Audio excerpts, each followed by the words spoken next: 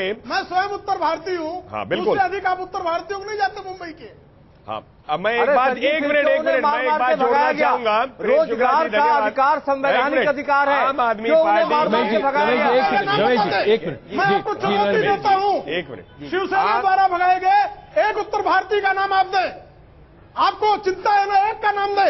105 लोग।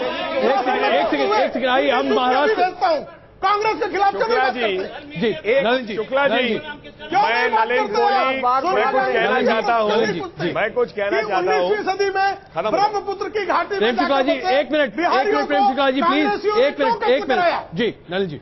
मैं इतना कहना चाहूंगा, यहाँ ज्ञान जो बांट रहे हमारे भाई रमेश जी, और उन्होंने संविधान शब्द का प्रयोग किया, तो अभी तक अगर आप देखेंगे आम आदमी पार्टी ने पहले तो पूरे पॉलिटिकल स्ट्रक्चर को अटैक किया, उसके बाद उन्होंने पूरे एग्जीक्यूटिव स्ट्रक्चर को, पुलिस, एग्जीक्यूटिव सबको अटैक किया, जुडिशरी और न्यायपालिका पे प्रश्न उठा लिए, और उसके बाद मीडिया पे प्रश्न उठा लिए।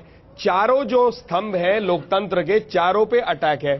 खुद अरविंद केजरीवाल कहते हैं मैं अराजक हूं, वो स्वतंत्रता और स्वराज मांग रहे हैं ताकि सोमनाथ भारती जैसे लोग किसी के। एक मिनट, अब आप शांति से सुन लीजिए। नहीं, मैं आपने संविधान की बात की, आपने संविधान की बात की, आपने संविधान की बात की। प्लीज चर्चा को वापस मुद्दे पर लेकर आए हुए मित्रों को थोड़ा कह दीजिए। नलिन जी चर्चा को मुद्दे पर लेकर आ दीजिए। फाइन साहब, प्लीज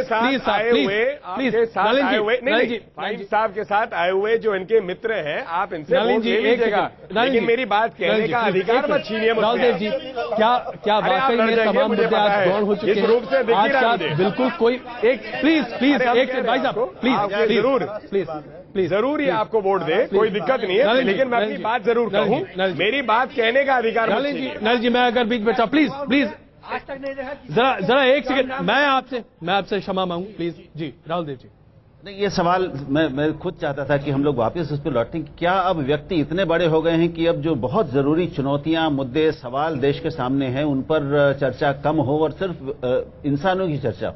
ये दुर्भाग्य है। और मैंने जैसे पहले कहा कि टेक्नोलॉजी इसमें एक बहुत वो भूमिका निभा रही है, और एक नए तरह का मतदाता आ गया है जो हम देखते हैं कि जो विचारधारा से परे जा चुका है वो कुछ और ढूंढ रहा है। और दुखद बात यह है कि भारतीय जनता पार्टी जो अपने को एक विचार प्रधान और विचारधारा प्रधान पार्टी, अनुशासित और एक संस्कृति में काम करने वाली, सामूहिक नेतृत्व वाली पार्टी कहती थी और रही है, अब उसमें भी हम देख रहे हैं कि एक व्यक्ति पार्टी से भी बड़ा हो गया है और वो विचारधारा से भी लगभग परे जा रहा है। और हम ये केवल वही नहीं, हम देख रहे हैं कि अब इस समय राहुल गांधी भी जैसे उनकी जो अपनी पार्टी में स्थिति है, वहां पर उनसे कोई बहस कर सकता है क्या?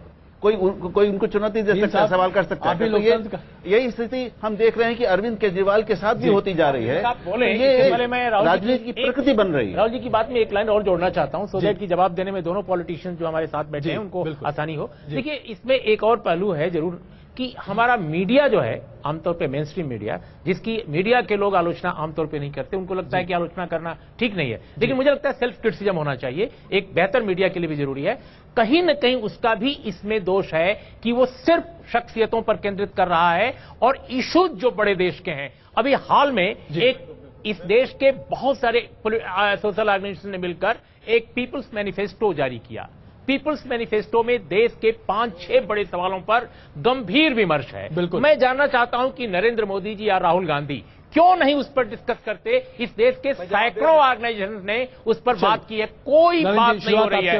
नरेंद्र मोदी की अगर भाषा देखें आप, उनकी भाषा में बहुत प्रोवोकिंग कई चीजें हैं। अब जैसे वो कहते हैं सेकुलरिज्म का बुर्का, अरे भाई सेकुलरिज्म का बुर्का क्यों? सेकुलरिज्म की चादर क्यों नहीं हो सकती?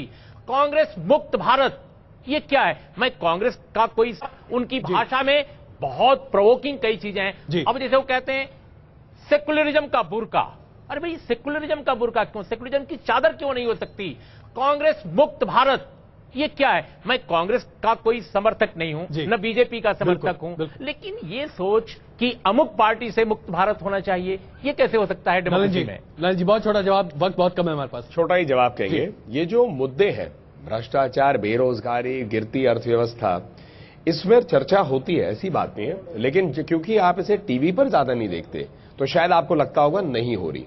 और अगर देखा जाए तो देश इन्हीं से चलेगा जब इन पे आप बुनियादी बातें इनको हल करने में लगेंगे, नहीं तो देश तो चलने वाला नहीं है। बाकी सारी बातें टीवी पर आ जाती है। नहीं, टीवी पे इसलिए क्योंकि आपको मैं फ्रैंकली बताऊं, आप डिबेट रखिए। ऐसा लगता है नलिन जी, आपको मैं क्या, ऐसा लगता है मैं निमंत्रण तमाम राजनीतिक दलों का एजेंडा हम चला रहे हैं। नहीं, मैं इसको भाई आप एजेंडा चलाइए ना।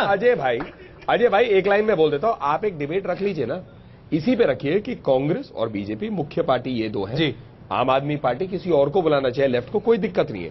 आप विषय तय करिए, हफ्ते का समय बोलिए और बोलिए सिर्फ हम क्लियरली फैक्ट्स पे बात करेंगे, क्लियरली नीतियों पे करेंगे तो बात बनेगी। लेकिन आप उसमें चर्चा रखेंगे तो आएंगे ना। नलिन जी की इस बात से 100% इत्तेफाक करता हूं जी, और मेरी शिकायत है ये कि मुद्दों पर बात ही नहीं हो रही। अगर मुद्दों पर बात हो तो हम अपने काम को दिखाएं, हमारी बात सुनने को तैयार कब हैं?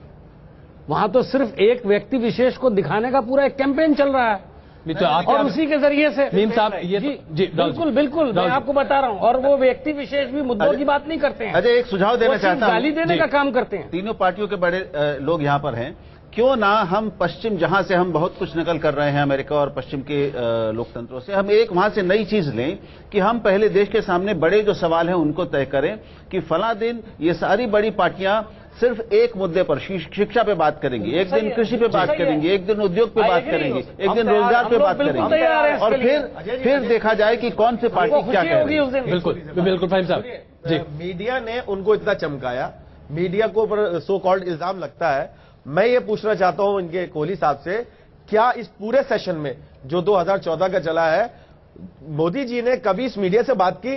वो आसमान से उतरते हैं, जमीन पे पैर रखते हैं, फिर आसमान पे चले जाते हैं। किसी एक मीडिया सेंटर से उन्होंने बात नहीं की और कहीं जाके बैठे नहीं, और कहीं स्पेशल कोई, चलिए किसी एक से तो इंटरव्यू कर लेते। मैं ये पूछना चाहता हूं उस मीडिया का, मैं एक प्रतिनिधि बनकर उनसे पूछना चाहता हूं, जिस मीडिया ने की बात चेहरे को इतना ऊपर पहुंचा दिया, वो उस मीडिया से तो कम बात कर रहे हैं। देखिए ऐसा है, पहले बात क्या है, देखिए ऐसा मैं मानता हूं कि टीवी में एक बहुत महत्वपूर्ण एक शक्ति है, कि मैं खुद भी टेलीविजन में रहा हूं, और वो शक्ति ये है कि मुझे जो ऐसा नेता बनने का प्रयास, सारी जिम्मेदारी हमारी कमजोर कंधों पर आ गई है। नहीं, ऐसा लगता है जैसे देश हम चला रहे हैं। आप जैसे लोगों को चलिए मात्र एक प्रस्ताव है जी कि हम अरविंद जी को लाने को तैयार है।